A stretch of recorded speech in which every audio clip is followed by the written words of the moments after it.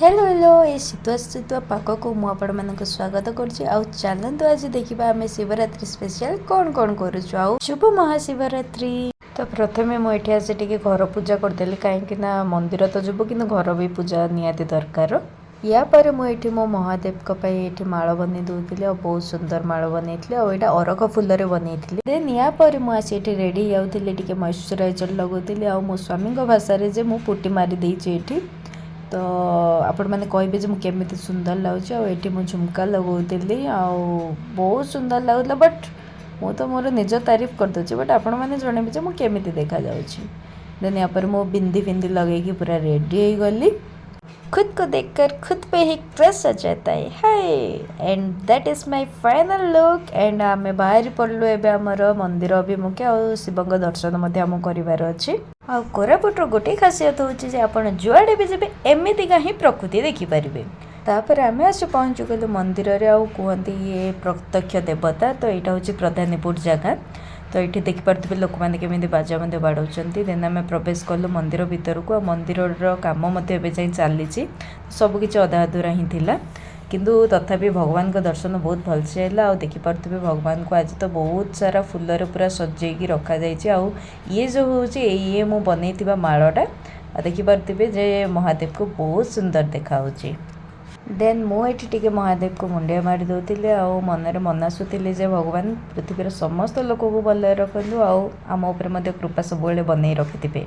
या पर आम बाहरी पड़लु आउ गोटे मंदिर अभिमुखे आ देखिपे ये घर जहाँ केमी एमती घर तो देखिले मत तो इच्छा हुए एमती घर ही रही। देन आम आसी पहुँची गलु आउ गोटे मंदिर रे तो यहाँ हूँ उदलियागुड़ा। तो आपण मानक ये ना टे अड लगुवा आम भी ये लोकाल नुह तो आमको भी सेमती लगे। देन आम आसिक पहुँची गलु आउ गोटे मंदिर जोटा कि यार ना हूँ लिमकियागुड़ा आ देखिपे यार केतिकी सीढ़ी आमको से ऊपर को जीवार अच्छे आ कथार तो अच्छी कष्ट कले ही कृष्ण मिले बट आमको ये शिवंग दर्शन करार अच्छे तो ये कष्ट तो निहाती करवा दरकार। आम फाइनाली आम पहुँची गलु जापर और देखिपे यार तल नजारा किसी आमती का मंदिर मु फास्ट टाइम देखिली जे पूरा ऊपर शिव पूजा पाँच आ बहुत ही बढ़िया लगे मंदिरटा आ से मंदिर तले कुनी कुनी पिला माने बसी फूल बिकुले तो बहुत भल लगे। देन आम आसी पहुँचले आउ गोटे मंदिर आज आपण मैंने काउंट करें कहे आम केतटा मंदिर बुलीचु।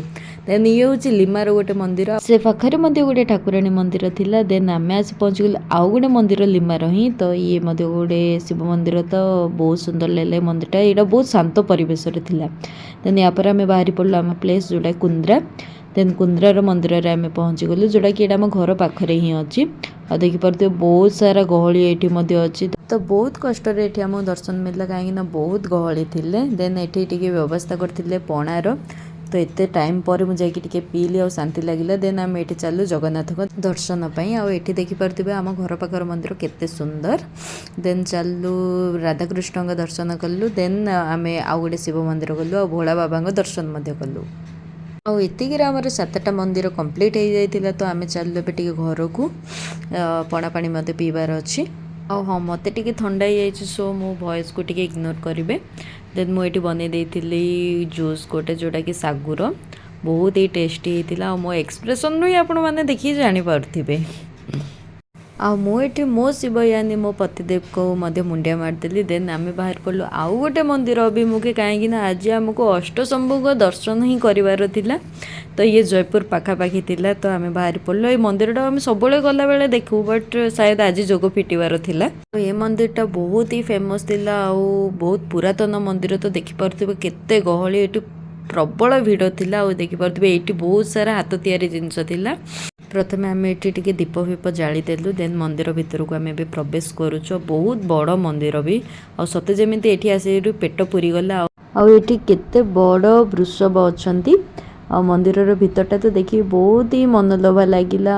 ये 1593 मंदिर बहुत ही पुरातन ये यज्ञ भज्ञ सब होता मंदिर भितर को कैमेरा एलाउ नाला तो आउ भितरटा मुझे पार्ली जोटा कि शिवंग दर्शन से भिडटा मुझे नहीं पार्ली ये हूँ पूरा मंदिरटा यहाँ मंदिर प्रांगण आ बहुत ही सुंदर लगे सीरियसली पूरा मोर पूरा मन पूरा पाईगला ये मंदिरटा ये आम बहुत सारा फोटो वीडियो नौलु।